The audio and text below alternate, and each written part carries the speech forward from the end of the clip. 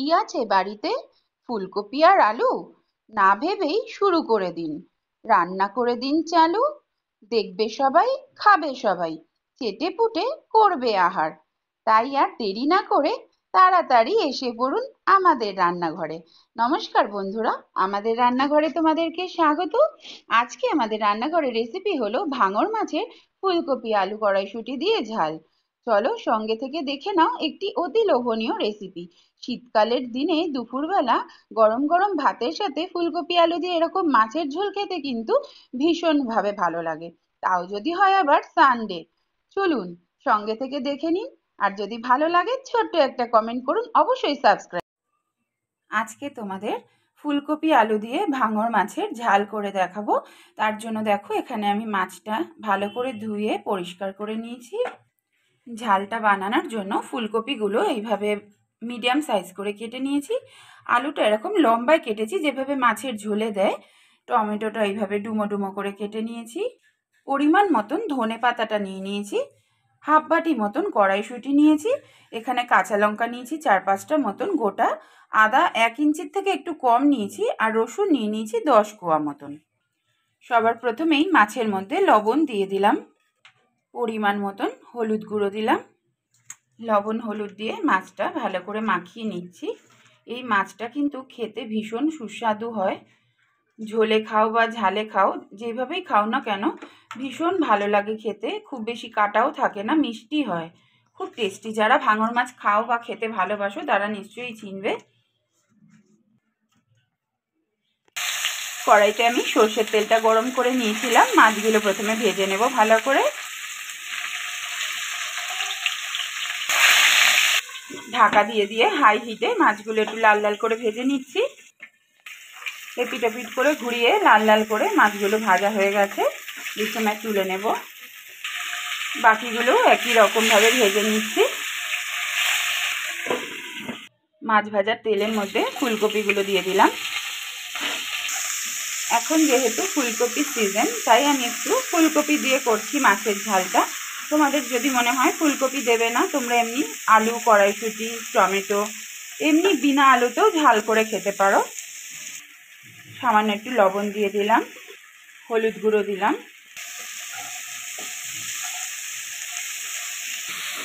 ফুলকপিগুলো লাল লাল করে ভেজে নিয়েছি। এবার আমি তুলে নেব। আলুগুলো একই রকমভাবে ভেজে নেব। লবণ হলুদ দিয়ে আলুটাও ভেজে নিচ্ছি। আলুটা ভাজা হতে হতে মাছের জন্য মশলাটা তৈরি করে নিচ্ছি। একটা মিক্সিং জারের মধ্যে কাঁচা লঙ্কাগুলো দিয়ে দিলাম, তারপর টমেটোটা দিয়ে দিলাম, রসুন কুচি, আদা আর ধনে পাতা। তোমাদের আগেই সব কিছু উপকরণ দেখিয়েছিলাম। একটা স্মুথ পেস্ট করে নেব। এই মশলার সাথেই আমি গোটা ধনে দিয়ে দিলাম 1 চা চামচ। 1 চা চামচ সাদা জিরেটা দিয়ে দিলাম। আমি গুঁড়োটা ব্যবহার করব না, আজকে গোটা মশলাটাই এর সাথে পেস্ট করে নিচ্ছি। অল্প সামান্য জল ব্যবহার করে একটা স্মুথ পেস্ট করে নিয়ে ফিরে আসছি। মশলাটা খুব দেখো একদম স্মুথ করে পেস্ট করে নিয়েছি। আলু ভাজাগুলোও এতক্ষণে হয়ে গেছে। এবার আমি তুলে নেব। ওই তেলের মধ্যে সামান্য একটু কালো জিরে ফোড়ন দিয়ে দিলাম। ফোড়নটা একটু ভাজা ভাজা করে নিলাম। যে মশলাটা এখনই পেস্ট করলাম সেই মশলাটা দিয়ে দিলাম তেলের মধ্যে। খুব সুন্দর করে মশলাটা কষিয়ে নিতে হবে। এই মশলাটা দিয়ে কিন্তু যে কোনো মাছই করা যায়, ভীষণ ভালো লাগে। যেভাবে আমি গোটা ধনে আর জিরেটা ব্যবহার করলাম এর মধ্যে, একবারে পেস্ট করে নিলাম। সবসময় তো রান্নায় আমরা জিরের গুঁড়ো, ধনের গুঁড়োটাই ব্যবহার করি, কিন্তু এইভাবে মশলার সাথে বেটে নিয়ে করলেও কিন্তু দারুণ স্বাদ হয়। একটা অসাধারণ স্মেল হয় রান্নাটা, খেতেও কিন্তু ভীষণ ভালো লাগে। যে কোনো মাছেরই করতে পারো এইভাবে তোমরা। আর যারা অনেকেই আছো মাছের কাটার জন্য, মাছ খেতে ভয় পাও, কাটা বাছতে পারো না বা খেতে বিরক্ত লাগে, তাদের জন্য বিশেষ করে বলছি এই ভাঙর মাছটাই কিন্তু একদম 1 কাটার মাছ, একদম সলিড মাছ, কোনো কাটাই থাকে না। খেতে খুবই সুবিধা হবে, বাচ্চারাও কিন্তু খেতে পারবে এই মাছটা। এই সময় কড়াইশুঁটিটা মশলার মধ্যে দিয়ে দিলাম।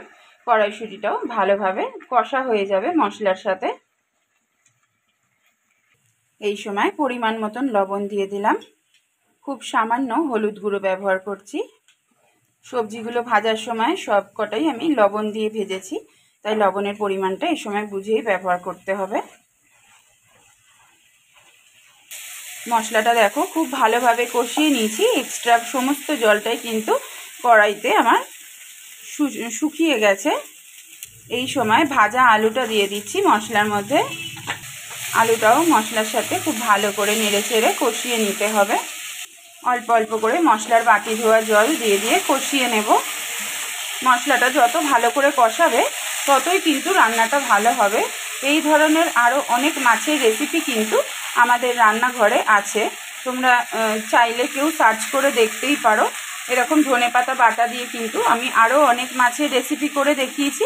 তোমরা চাইলে ধনেপাতাটা এইভাবে না বেটে দিয়ে লাস্টে কুচোও ছড়াতে পারো, কিন্তু ধনেপাতা বেটে মশলার সাথে এইভাবে রান্না করলে যে কি অপূর্ব স্বাদ হয় আর একটা সুন্দর স্মেল হয় ধনেপাতার, সেটা এইভাবে না খেলে কিন্তু বোঝা যাবে না।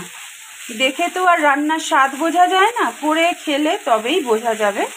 রিকোয়েস্ট করব, যারা ভালোবেসে আমার রান্না দেখতে আসো, অবশ্যই একদিন আমি যে রান্নাগুলো যেভাবে দেখাই একবার ট্রাই করো। আশা করি কেউ বলবে না যে ভালো লাগেনি, সবার খুব ভালো লাগবে। আলুটা 3-4 মিনিট মতন কষিয়ে নিয়েছি। এই সময় ভেজে রাখা কপিটাও দিয়ে দিলাম। কপিটাও মশলার সাথে একটু ভালো করে নাড়াচাড়া করে নেব। অল্প অল্প করে মশলার বাটি ধোয়া জলটা ব্যবহার করে করে আমি মশলাটা কিন্তু কষিয়ে নিচ্ছি। মশলা যত কষানো যাবে ততই কিন্তু তরকারির স্বাদটা বেড়ে যায়। মশলার সাথে ফুলকপি আলু খুব ভালোভাবে আমার কষানো হয়ে গেছে। এবার আমি গ্রেভির জন্য ঠিক যতটুকু লাগবে জল ব্যবহার করব। ছোট 1 বাটি মতন জল দিয়ে দিলাম গ্রেভির জন্য। তোমাদের যতটুকু ঝোল লাগবে তোমরা ততটুকুই দেবে। আমার যতটুকু লাগবে আমি ততটুকুই ব্যবহার করলাম। আলু আর ফুলকপি খুব ভালোভাবেই ভাজা ছিল, যেটুকু সেদ্ধ হবে তার জন্য একটু জল ব্যবহার করছি আমি। এবার একটু ঢাকা দিয়ে গ্রেভিটা ফুটিয়ে নিয়ে ফিরে আসছি। গ্রেভিটার সাথে ফুলকপি আলুটা খুব ভালোভাবে ফুটিয়ে নিয়েছি। এই সময় মাছগুলো দিয়ে দেবো, ভেজে রাখা মাছ, কারণ মাছটাও গ্রেভিটার সাথে কিছুক্ষণ ফুটিয়ে নিতে হবে।